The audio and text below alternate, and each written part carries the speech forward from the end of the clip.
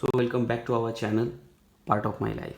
So কালকে inform করেছিলাম যে কীভাবে রিলায়েন্সে জয়েন করি, ওখানে গিয়ে আরেকটা মেয়ের সাথে আমার পরিচয় হয়, তার সাথে থাকতে থাকতে ভালোবেসে ফেলি। এইবার আস্তে আস্তে বুঝতে পারি ভালোবাসা জিনিসটা কি। বাট আমি তো দিল ফেক আসি, যে মেয়েকে দেখি তাকে ভালোবেসে ফেলি। সো তার সাথে 9-10 মাসের কাছাকাছি রিলেশন হয়। দেন আমার ফাদার থার্ড ডে এবার একটা বিজনেসের জন্য নামা উচিত। সো আমার ফাদার একটা স্টেশনারি শপ জেরক্সের আইটেমের দেয়, like book stall, books, copy, cold drinks and all. তো আমার ফাদার বললো তুই বস। তো আমি ওখানে বসা শুরু করলাম। বাবাকে বললাম যে বাবা, আমাকে মাস গেলে পরে একটা পকেট মানি টাইপ দিও, আমি ওখানে বসবো। My father say that okay. আর ডেটা এন্ট্রি এইদিকে সাইডে করতে থাকি। ঠিক আছে, ফেয়ার এনাফ। দেন এটা করতে করতে করতে করতে ভালোভাবে কাজ করছি, রিলায়েন্সের জব ছেড়ে দিছি, মেয়ের সাথে রিলেশনশিপে আছি, সবই ঠিক আছে। বাবাকে বলেছিলাম সানডে করে আমাকে ছুটি দিতে। সো ইন্ডিয়ান ফাদার একটু ডিফারেন্টই হয়, আর আমার ফাদার সব থেকে আলাগ, just because busy. So Sunday করে ছুটি পেতাম, গার্লফ্রেন্ডের সাথে মুভি দেখতে চলে যেতাম থিয়েটারে, আইনক্স বা সিনেম্যাক্স বা সিমপ্লেক্সে। সো এরকম একটা সানডে যায় আসে যে আমি মুভি দেখতে গেছি, ফাদার কল করে তাড়াতাড়ি একটু বাবু আয়। মানে কিসের জন্য? একটা জেরক্স আছে বা একটা প্রিন্ট আউট আছে, 5 মিনিটের জন্য আয়, চলে যাবি। কিন্তু আমি ফাদারকে এটা বুঝাতে পারছি না যে আমি 12 কিলোমিটার দূরে আছি, আমি ওখান থেকে আসবো যাবো, ততক্ষণে মুভি শেষ হয়ে যাবে, আমি গার্লফ্রেন্ডের সাথে আছি। আমার ফাদার বলছে না, এখনই আয়, 5 মিনিটের কাজ, এসে করে চলে যা। আমার কাছে সে সময় বাইক নেই, পাবলিক ট্রান্সপোর্টে আসতে যেতে টাইম লাগে। বাট এই কথাগুলো বাবাকে বোঝাতে একটু টাইম লাগে।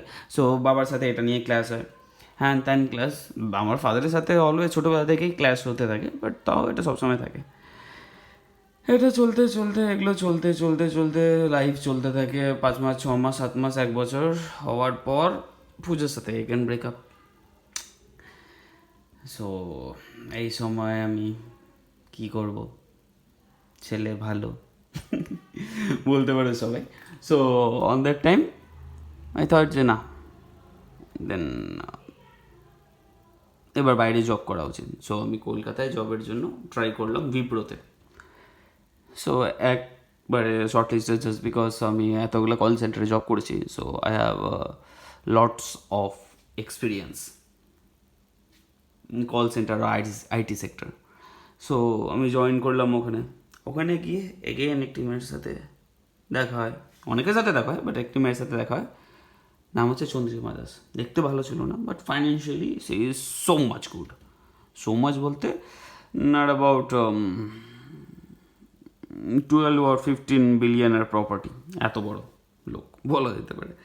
সো লাইফে ফার্স্ট টাইম কোনো পার্সনকে কোন করার জন্য ভাববা শুরু করছেন, তারপর না, আমার লিগের বাড়ি, just because financially she so much of good. So আমার বার্থডেতে শি নোজ দ্যাট আমার একটা বিজনেস ফোনের প্রয়োজন, আমি পছন্দ করি। সো মাই বার্থডেতে ব্ল্যাকবেরি 9220 কার্ড গিফট করে। সো গিফট করার পর থেকে আমার ওর প্রতি একটা ক্রাশ চলে আসে, একটা টান চলে আসে, ওকে টাইম দিতে থাকি। After that she propose me, I said that yes, okay fine. So আমার মাথার মধ্যে তখন থেকে চলে আসে যে আমি কীভাবে মেয়েটাকে কন করবো। সো আস্তে আস্তে স্টেপ বাই স্টেপ ওকে কন করা শুরু করি। যখন যেটা দরকার ওকে বলি, যখন যা দরকার, cash, gifts, whatever I want, she give it to me, সে আমাকে দেয়। সো এটা চলাকালীন আমি তখন, এখন যেমন ইনস্টাগ্রাম আছে, সেই সময় ইনস্টাগ্রামের মতো বেলায় ছিল না, সেই সময় ফেসবুক। তো সেই সময় ফেসবুকে একটি মেয়ের সাথে পরিচয় হয়, শিল্পাশ্রী। তো অ্যাকচুয়ালি আমার টার্গেট শিল্পা বলে ছিল না, তার কলেজে আরেকটি মেয়ে ছিল, রোজলিন বাস্কে। তো তাকে প্রপোজ করতে চাইছি, সে দ্যাট নো। সো আমি ভাবলাম তার বেস্ট ফ্রেন্ডকে প্রপোজ করি, জেলেসি ফিল করাই। আফটার দ্যাট সেই মেয়েটি আমার বাগে চলে আসবে, আর হলো সেটাই। 3 দিনে 3 দিন লড়কিন, কাল হোনা হোর ডায়লগ, সেটাই হলো। সো লড়কিনের পর কী হলো না হলো সেই ব্যাপারে ডেফিনেটলি জানাবো, বাট তার জন্য আপনাদেরকে ওয়েট করতে হবে নেক্সট ব্লগের জন্য। Okay, so till then, good night.